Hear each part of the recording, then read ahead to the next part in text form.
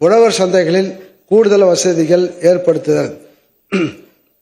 உழவர் சந்தைகள் நுகர்வோர்களின் நலன் கருதி அதிக வரத்துள்ள 50 உழவர் சந்தைகள் தேர்ந்தெடுக்கப்பட்டு கூடுதல் கடைகள், குடிநீர், கழிப்பறை வசதிகள், கடைகள் புனரமைப்புத்தல், தரைத்தளம் மற்றும் கூரைகள் சீர்படுத்துதல், நடைபாதை வசதிகள் போன்ற பல்வேறு அடிப்படை கட்டமைப்புகள் ரூபாய் 8 கோடி மதிப்பீட்டில் மேம்படுத்தப்படும்.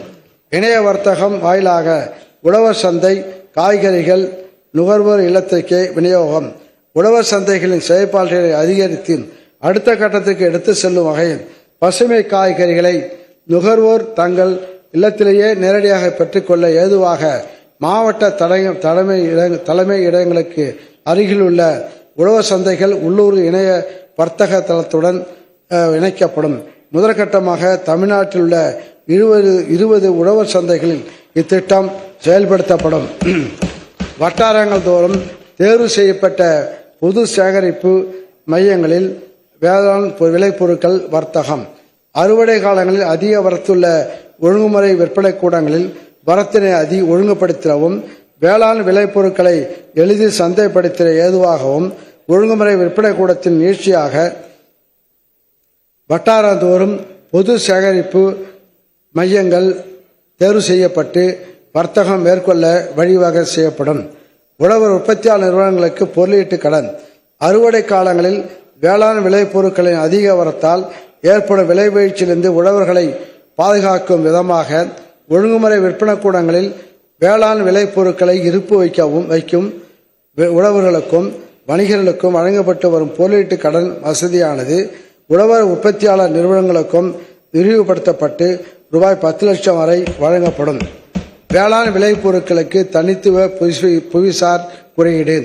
தனித்துவ அடையாளமான புவிசார் குறியீட்டுடன் கூடிய வேளாண் விளைபொருட்கள் உலகளவில் பெரும்பாலான மக்களால் அறியப்படுவதால் அவற்றின் சந்தை தேவை அதிகரிப்பதுடன் ஏற்றுமதிக்கான வாய்ப்பும் ஏற்படுகிறது. தமிழ்நாட்டில் கடந்த 4 ஆண்டுகளில் இதுவரை வேளாண்மை உழவர்வளத்துறையின் மூலம் 35 வேளாண் விளைபொருட்களுக்கு தனித்துவமான புவிசார் குறியீடு பெற நடவடிக்கை மேற்கொள்ளப்பட்டு சோழவந்தான் வெற்றிலைக்கு புவிசார் குறியீடு பெறப்பட்டுள்ளது. இதன் மகத்துவம் அறிந்து 2025-26 ஆண்டில் நல்லூர் வரகு, வேதான முல்லை, நத்தம் புலி திண்டுக்கல், ஆயக்குடி கொய்யா திண்டுக்கல், கப்பல்பட்டி கரும்பு முருங்கை, கப்பல்பட்டி முருங்கை திண்டுக்கல் ஆகிய 5 பெற ரூபாய் 15 லட்சம் ஒதுக்கீடு செய்யப்படும். தமிழ்நாடு நீர்வழி பகுதி மேம்பாட்டு முகமை. தமிழ்நாடு நீர்வழி பகுதி மேம்பாட்டு திட்டம் தமிழ்நாட்டில் பெரம்பலூர், திண்டுக்கல், தருமபுரி, கிருஷ்ணகிரி, தூத்துக்குடி, ராமநாதபுரம், விருதுநகர் ஆகிய 7 மாவட்டங்களில் 1,30,000 ஹெக்டேர் பரப்பில் 275 நீர்வழி பகுதிகளில் ரூபாய் 286 கோடியே 73 லட்சம் மதிப்பீட்டில் 2021-22 முதல் 2025-26 வரை 5 ஆண்டுகளுக்கு செயல்படுத்தப்படுகிறது. 2025-26 ஆண்டில் இந்த திட்டம் மேலும் 30,910 ஹெக்டேர் பரப்பில் ரூபாய் 68 கோடி மதிப்பீட்டில் 6 மாவட்டங்களில் செயல்படுத்தப்படும். கிருஷ்ணகிரி, தருமபுரி, திண்டுக்கல், ராமநாதபுரம், விருதுநகர், தூத்துக்குடி ஆகிய மாவட்டங்களில் உள்ள நீர்வழி பகுதிகளில் தடுப்பணைகள், கசிவுநீர் குட்டைகள், பண்ணை குட்டைகள், கிராம நீர்வரத்து வாய்க்கால்கள் மற்றும் ஊரணிகளை தூர்வாறுதல் போன்ற பணிகள் செயல்படுத்தப்பட்டு இக்கிராமங்களின் நீர்வளத்தை பெருக்கவும், தோட்டக்கலை பயிர்கள், பண்ணை காடுகள் அமைக்கவும், உயிர்மை வேளாண்மையை ஊக்குவிக்கவும் நடவடிக்கைகள் மேற்கொள்ளப்படும். தமிழ்நாடு வேளாண்மை பல்கலைக்கழகம். தமிழ்நாட்டில் காலநிலை மாற்றத்துக்கு ஏற்ற வேளாண்மைக்கான சிறப்பு முயற்சிகள். கடந்த வேளாண் நிதி அறிக்கையில் அறிவித்தபடி தமிழ்நாட்டில் காலநிலை மாற்றத்தை எதிர்கொள்ளும் தொழில்நுட்பங்களை பரவலாக்கம் செய்திட சிறப்பு வேளாண் கிராமங்கள் உருவாக்கப்பட்டு வருகின்றன. தற்போது 2030 மற்றும் 2050 ஆண்டுகளில் காலநிலை மாற்றங்களால் வேளாண் மற்றும் தோட்டக்கலை பயிர்களில் ஏற்பட போகும் மாற்றங்கள் கணிக்கப்பட்டுள்ளன. இதனால் ஏற்படும் பாதிப்புகளை குறைப்பதற்காக காலநிலை மாற்றத்தின் தாக்கங்களை தாங்கி அதிக விளைச்சல் தரக்கூடிய பயிர் ரகங்கள் மற்றும் அதிக லாபம் தரக்கூடிய மாற்றுப் பயிர்கள், உணரி சார்ந்த நீர் மற்றும் உர மேலாண்மை தொழில்நுட்பங்கள் கண்டறியப்பட்டுள்ளன. இத்தொழில்நுட்பங்களை உழவர்களிடையே பரவலாக்கம் செய்த வட்டாரத்திற்கு ஒரு கிராமத்தில் மாதிரி பண்ணைகள் அமைத்து செயல் விளக்கம் அளிக்கப்படும். இதற்கான ரூபாய் 1,35,00,000 ஒதுக்கீடு செய்யப்படும். உயிர்மை வேளாண் விளைபொருட்களுக்கு தர நிர்ணய ஆய்வகங்கள் அமைத்தல். உயிர்மை வேளாண்மை மூலம் உற்பத்தி செய்யப்படும் பாரம்பரிய நெல், காய்கறிகள் மற்றும் நறுமண பயிர்களை அதிக விலைக்கு உள்நாடு மற்றும் வெளிநாட்டு சந்தைகளில் விற்பனை செய்வதற்கு தர நிர்ணயம் அவசியம். இதனை உழவர்களுக்கு நியாயமான கட்டணத்தில் கொண்டு சேர்க்கும் வகையில் சென்னை, தூத்துக்குடி, கோவை, மதுரை ஆகிய 4 இடங்களில் உள்ள தமிழ்நாடு வேளாண்மை பல்கலைக்கழக மையங்களில் உயிர்மை வேளாண் விளைபொருள் தர நிர்ணய ஆய்வகங்கள் சுமார் ரூபாய் 6,16,00,000 மதிப்பீட்டில் அமைக்கப்படும். இதன் மூலம் உழவர்கள் தங்கள் விளைபொருட்களை ஆய்வு செய்து அதன் மூலம் ஏற்றுமதி வாய்ப்புகளை அதிகரித்து கூடுதல் லாபம் ஈட்ட வழிவகை செய்யப்படும். வேளாண்மையில் புதிய கண்டுபிடிப்புகளுக்காக டாக்டர் MS சுவாமிநாதன் ஆராய்ச்சி நிதி, அண்மை காலங்களில் மக்கள் தொகை பெருக்கம், காலநிலை மாற்றம், வேளாண் தொழிலாளர் மற்றும் இயந்திர பற்றாக்குறை. 2025-26 நிதியாண்டுக்கான வேளாண் நிதிநிலை அறிக்கையை அமைச்சர் அறிவித்து வருகிறார். 360 ஊரக மகளிருக்கு 50% மானியத்துடன் நாட்டுக்கோழி பண்ணைகள் அமைப்பதற்கு ரூபாய் 6 கோடி நிதி ஒதுக்கீடு செய்யப்படும். தமிழ்நாட்டில் உள்ள 2741 கால்நடை மருந்தகங்களில் திட்டமிடப்பட்ட இனப்பெருக்க முறையில் மலட்டுத்தன்மை உள்ள கால்நடைகளின் இனப்பெருக்கத்திற்கு திறனை மேம்படுத்த ரூபாய் 5,62,00,000 நிதி ஒதுக்கீடு செய்யப்படும். தீவன விரயத்தை குறைப்பதற்காகவும் கால்நடைகளின் செரிமான தன்மையை அதிகரித்து உற்பத்தி திறனை பெருக்குவதற்காகவும் மின்சாரத்தினால் இயங்கும் 3000 புல் நறுக்கும் கருவிகள் சிறு குறு உழவர்களுக்கு 50% மானியத்தில் வழங்கப்படும். இதற்கென ரூபாய் 4,83,00,000 நிதி ஒதுக்கீடு செய்யப்படும். உயிர்மை வேளாண்மைக்கு அடிப்படையான இயற்கை உர தயாரிப்பினை ஊக்குவிக்கும் பொருட்டு மாவட்ட கால்நடை பண்ணைகளில் மாட்டு சாணம் கொண்டு மண்புழு உரம் தயாரிக்கப்பட்டு உழவர்களுக்கு நியாயமான விலையில் விநியோகம் செய்யப்படும். இதற்கென ரூபாய் 3,50,00,000 ஒதுக்கீடு செய்யப்படும். பால்வளம். தமிழ்நாட்டில் பால் உற்பத்தி மூலம் விவசாயிகளுக்கு பெரும் பொருளாதார வளர்ச்சி ஏற்பட கூட்டுறவு சங்கங்கள் மூலம் பால் கொள்முதல் செய்யப்பட்டு நுகர்வோருக்கு பாலாகவும் மதிப்பு கூட்டிய பால் பொருட்களாகவும் விற்பனை செய்யப்பட்டு வருகிறது. பெரும்பாலான பால் உற்பத்தியாளர்கள் ஒரு மாடு வைத்து சிறிய அளவில் பால் உற்பத்தி செய்து வருகின்றனர். இவர்களுக்கு வருடம் முழுவதும் சீரான வருமானம் கிடைப்பதை உறுதி செய்யும் பொருட்டோக்கில் 5000 பால் உற்பத்தியாளர்கள், பால் கூட்டுறவு சங்க உறுப்பினர்கள் மற்றும் பெண்கள் ஆகியோருக்கு நிரந்தர மற்றும் கூடுதல் வருவாய் கிடைக்கும் வகையில் சிறிய அளவிலான பால் பண்ணை திட்டம் தமிழ்நாடு அரசின் 4% வட்டி மானியத்துடன் செயல்படுத்தப்படும். மீன்வளம். தமிழ்நாட்டில் ஊரக வளர்ச்சி மற்றும் ஊராட்சித்துறை நீர்நிலைகளில் மீன் உற்பத்தி திறனை அதிகரித்திடும் வகையில் 5000 ஹெக்டேர் பரப்பளவுள்ள ஊராட்சி குளங்களில் ஒரு ஹெக்டருக்கு 2000 மீன் விரலிகள் வீதம் 1 கோடி மீன் விரலிகள் ரூபாய் 75,00,000 செலவில் இருப்பு செய்யப்படும். இதன் வாயிலாக ஊரக பகுதிகளில் உள்நாட்டு மீன் உற்பத்தி அதிகரிப்பதோடு ஊரக மக்களுக்கும் புரதச்சத்து மிகுந்த மீன் உணவு குறைந்த விலையில் கிடைக்கும்.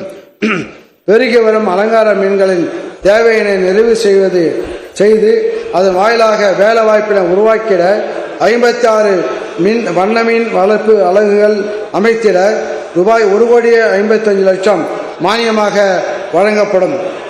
மீன் குஞ்சு உற்பத்தி, தீவிர மீன் வளர்ப்பு முறைகள், மதிப்பு கூட்டுதல் ஆகிய நவீன தொழில்நுட்பங்களில் 1000 மீனவ மகளிருக்கு திறன் மேம்பாட்டு பயிற்சிகள் ரூபாய் 38,00,000 செலவில் வழங்கப்படும். மீன் வளர்ப்பு, கடற்பாசி வளர்ப்பு, மீன் வியாபாரம் போன்ற சுய தொழில்களை மேற்கொள்ள 10,000 மீனவர் மற்றும் மீனவர் உழவர்களுக்கு விவசாய கடன் அட்டை வழங்கப்படும். இதன் மூலம் ஊரக பகுதியில் வேலைவாய்ப்புகள் அதிகரித்திடும். தமிழ்நாட்டில் 46 அரசு மீன் பண்ணைகளில் ஆண்டு ஒன்றுக்கு 12 கோடி மீன் விரலிகள் உற்பத்தி செய்யப்படுகின்றன.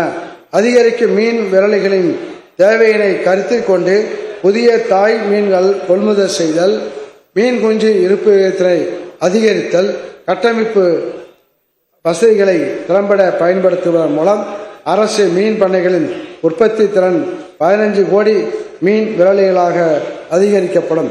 இதன் வாயிலாக ஆண்டு ஒன்றுக்கு கூடுதலாக 10,000 டன் மீன் உற்பத்தி செய்யப்படும். ஊரக வளர்ச்சி. மகாத்மா காந்தி தேசிய ஊரக வேலை உறுதி திட்டம்.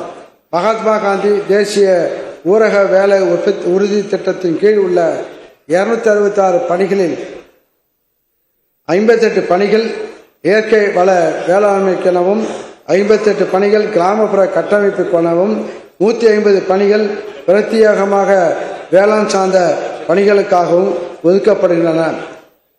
2024-25 ஆண்டில் இதுவரையில் 80,707 இயற்கை மேலாண்மை பணிகள் ரூபாய் 2,177 கோடி செலவினத்தில் மேற்கொள்ளப்பட்டுள்ளன. 2025-26 ஆண்டில் பண்ணை குட்டைகள், புதிய குளங்கள், கசிவுநீர் குட்டைகள், நீர் செறிவூட்டும் குழிகள், நீர் செறிவூட்டு தண்டுகள், செறிவூட்டு கிணறுகள், மண் வரப்பு, கல் வரப்பு போன்ற 80,000 பணிகள் ரூபாய் 2,000 கோடி மதிப்பீட்டில் மேற்கொள்ளப்படும். மகளிர் சுய உதவிக் குழுக்கள். பயறு வகை பயிர்களில் உற்பத்தியை அதிகரிப்பதற்காக மகளிர் சுய உதவிக் குழுக்கள் மூலமாக பயறு வகைகளில் 100 விதை உற்பத்தி தொகுப்புகள் அமைக்க தொகுப்புக்கு ரூபாய் 2 லட்சம் சுழநிதியாக வழங்கும் வகையில் 2025-26 ஆண்டில் ரூபாய் 2 கோடி நிதி ஒதுக்கப்படும். இதில் உற்பத்தி செய்யப்படும் விதைகளை உற்பத்தி மானியம் வழங்கி வேளாண்மை துறையை கொள்முதல் செய்து வேளாண்மை விரிவாக்க மையங்கள் மூலம் உழவர்களுக்கு விநியோகம். மகளிர் சுய உதவிக்குழுக்கள் நிலக்கடலை சாகுபடி தொழில்நுட்பங்களை பின்பற்றி மகசூலை அதிகரிப்பதுடன் அறுவடைக்கு பின் மதிப்பு கூட்டி நிலக்கடலிலிருந்து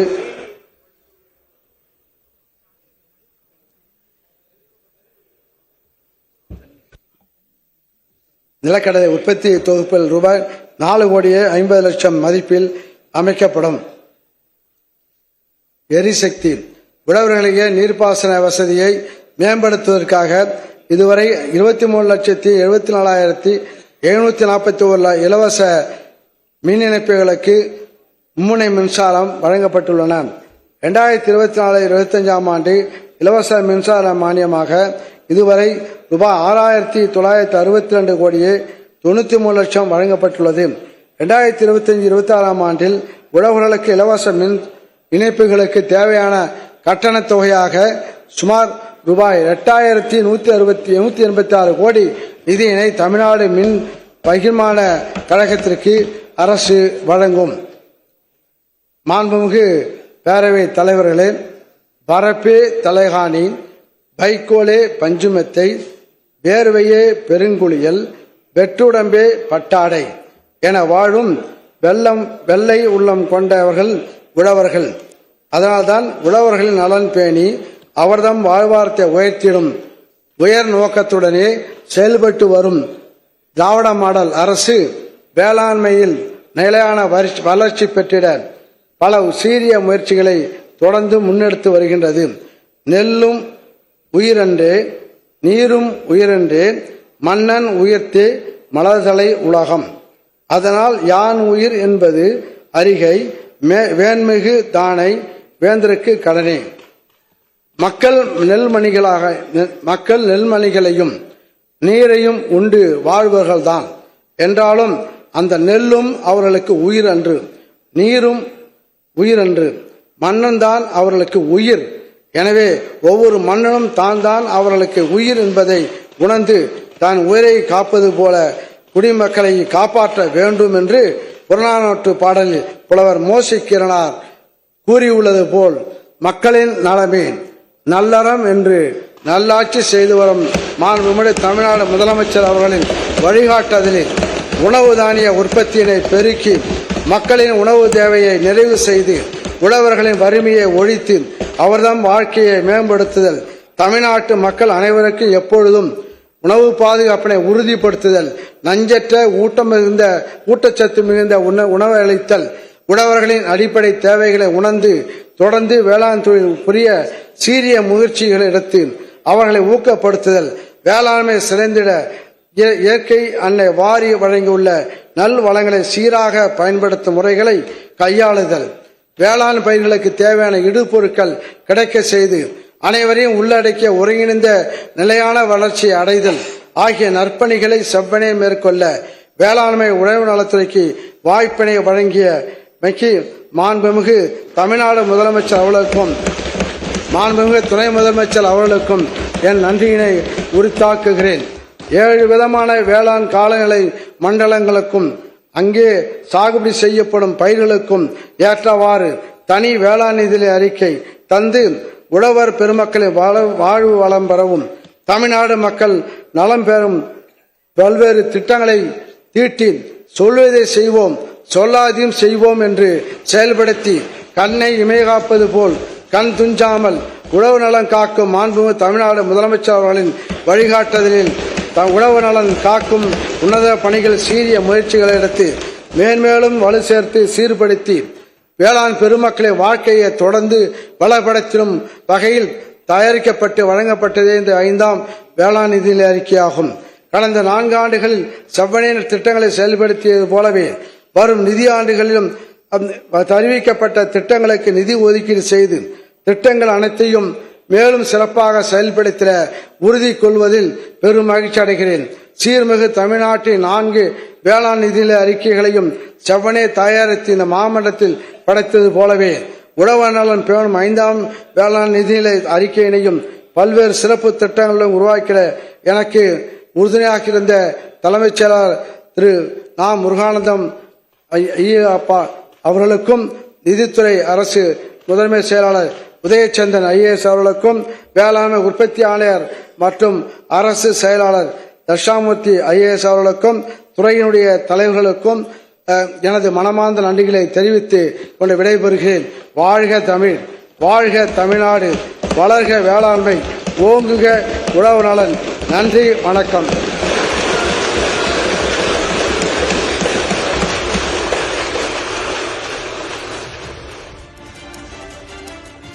வேளாண் பட்ஜெட்டை தற்போது அமைச்சர் தாக்கல் செய்திருக்கிறார். இதையடுத்து இதில் பல்வேறு முக்கிய அறிவிப்புகளும் சிறப்பு திட்டங்களும் இடம்பெற்றிருக்கின்றன. என்னென்ன திட்டங்கள், அதற்கான ஒதுக்கீடு என்ன என்பது தொடர்பான பல்வேறு விஷயங்களை ஒரு சிறு இடைவேளைக்கு பிறகு பார்க்கலாம்.